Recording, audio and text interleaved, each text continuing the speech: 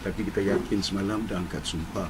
Jadi oleh kerana berdasarkan dengan kelembagaan artikel 7 yang ada, Datuk Seri Panglima Mis Aman sudah pun tidak mempunyai jumlah yang mencukupi dan confidence the public, maka saya telah pun menghantar surat kepada TYT untuk menyatakan tentang sokongan yang diperluhi, dan sokongan ini telah diberikan, yang saya lampirkan bersama, saya hantar kepada TYT. It is a document, and it's a legal document. It is a document, statutory declarations, where each and every one of the members of the State Assembly have declared that is in support of me to be appointed as a Chief Minister. So that clearly illustrates and shows that we command the majority of the House. So with that, I do hope that the due process to be given for me to be sworn in as soon as possible, because we don't want to drag in. There is no government running the state for the time being. But kebiasaan dia, kalau kita dapat melihat di peringkat negeri Sabah ini, dah banyak proses berlaku, peralihan demi peralihan. Pertama, dahulu pun kita lihat di mana bila seseorang ketua menteri, ya, yang dah pun menjadi kerajaan, dah pun membentuk kerajaan, tapi tak mendapat kumpulan yang mencukupi untuk meneruskan pemerintahan, maka sekaligus mereka terus menyerahkan surat peletakan jawatan selaku ketua menteri. Dan banyak dah berlaku daripada awal. Saya satu contoh yang saya masih terlibat secara langsung masa Tan Sri Pairin Ketingan, bila peralihan kuasa berlaku, di mana UMNO ketika itu mengambil kuasa daripada PBS dan dinyatakan dan dihantar surat.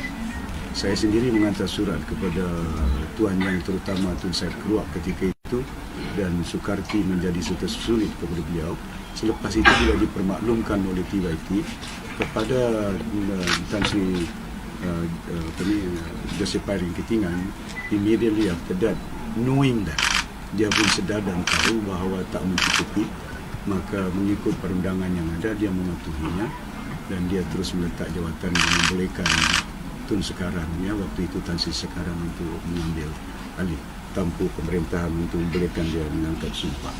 Jumlah yang kita lihat pada hari ini, ya, daripada APCO, Abidin Melinggir, kedua Yvonne Benedict, ya, iaitu Abidin Melinggir Adun Kawasan Paginatan, dan 7 N7 saudara Yvonne Benedict, N7 Kedamaian, daripada UMNO Hamisa Samad N59 Tanjung Batu, kedua Abdul Muiz Picu N60 Sebatik, ketiga Osman Jamal N35 Balung, Jamawi Jafar 36 Kemabung.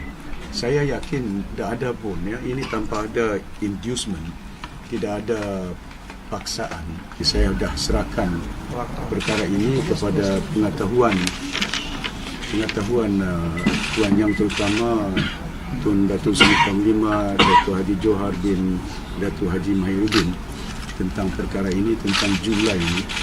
Dan saya yakin Tun sendiri, saya yakin telah pun memanggil individu yang terbabit seperti yang saya sebutkan, tentang bertanya sama ada kerelaan mereka untuk bersetuju untuk menyokong saya selaku Ketua Menteri di peringkat Negeri Sabah.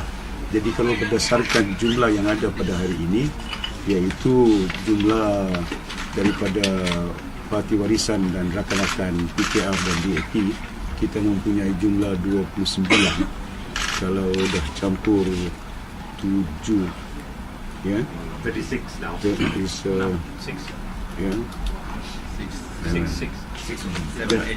Dah mencukupi, walaupun kalau ada langkah-langkah mereka mengatakan bahawa ada artikel yang membolehkan lantikan. Kalau tolak daripada 7 pun dah kurang dah. Whether they have any lantikan pun tak mencukupi for them to go from the government, because we have the right number of commissions of this government. So there's no doubt about the ability for me to be sworn in accordance with the law provisions is provided so long as a person among the members have been elected as a member of the State Assembly and command the majority and respect from each individual in support of a person to be appointed as a Chief Minister. So I think this is quite clearly spelled out in the constitutions of the state.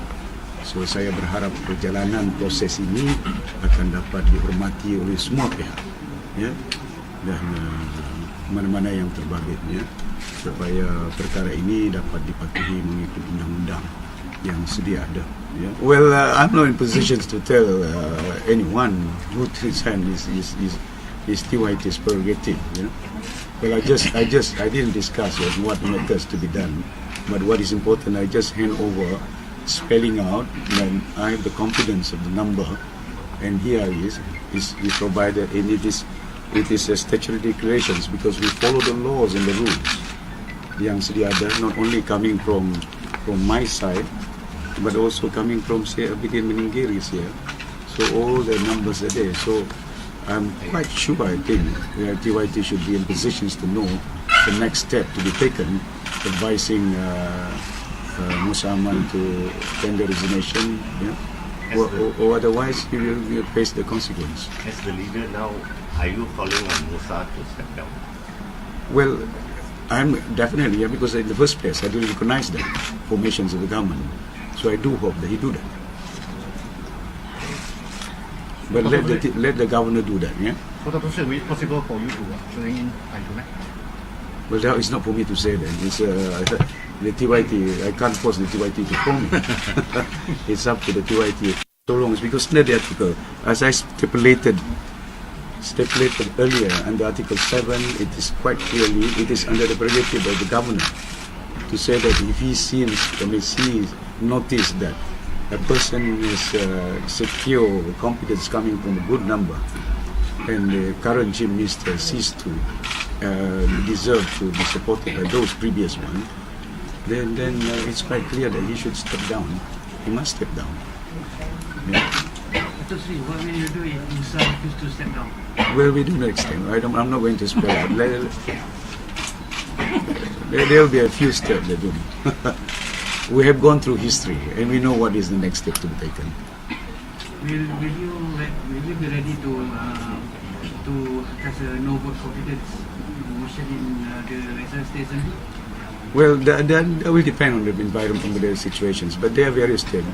There's not necessarily, of course, that is also provided where under the law, both two competent can be held in the State Assembly to ensure that to ask him to tender his resignation. But that will be very embarrassing for him to know throughout the world, for us to call. We can call if there's a necessity, you know, but then it's not so. We are just requesting everyone, including Dr. Musa, follow the laws, follow the rules. I'm not here to induce people. No inducement that I have given to each and every one of them, whether in terms of position, whether in terms of money. You can ask each individual guys here present. It's quite clear that they are here voluntarily, saying that we are in support of the incoming Chief Minister. Do you have anything to say about Dr. Jeffries joining force with him? Well, he did call me earlier than that. Twice I spoke to him. He gave the assurance that he was in support of me.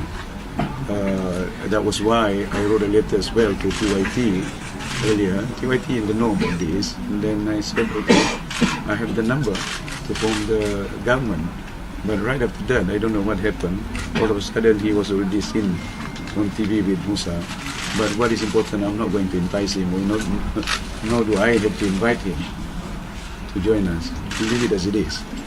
I think it's time for us to move forward. Terima kasih banyak. Ya. Kalau Dato' Jeffrey nak bersama semula dengan berdiskusi kepada Dato' Sri, adakah Dato' Sri akan terima atau terima tu? Kita tengok dulu. Dia ada cakap dengan saya, lepas tu dia cakap, lepas tu dia tarik. I don't think this is proper. Dia kena ada lah. Kita ada dalam politik ni, kita kena ada integriti kita dari segi kalau dah kita yakin bahawa orang ini ada kebolehan, dia ada kemampuan dia untuk mentadbir negeri, dan untuk kebaikan bukan dia, bukan saya, tapi untuk rakyat Sabah. Mengapa tidak harus diberi sokongan? Tapi dah keadaan berlaku, dia setelah saya cakap dengan dia, lepas itu hilang pula. Ya, tak tahulah, mungkin ada. I don't want to accuse anything. It's not nice to accuse people. I just